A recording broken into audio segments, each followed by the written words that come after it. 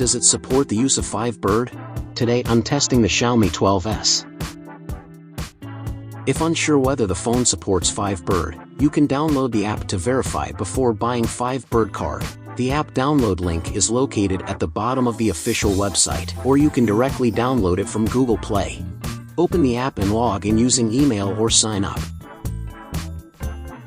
View the supported card slots on the home page and device info page.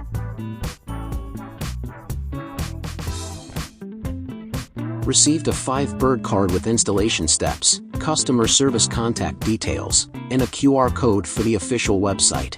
Once inserted, wait for the app to refresh. Click the right bottom icon, Support Scan to download eSIM. And manage the installed eSIM by swiping left. Turn on the eSIM switch and enable data. In phone settings, turn on data roaming.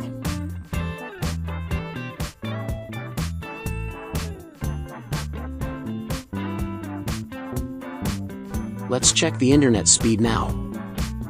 I'm using a speed test to test the Asian 1 GB data of Mogo eSIM. Overall, the internet speed is decent. If you have more phones and eSIM plans you want us to test, feel free to leave a comment. Lastly, don't forget to follow 5Bird eSIM.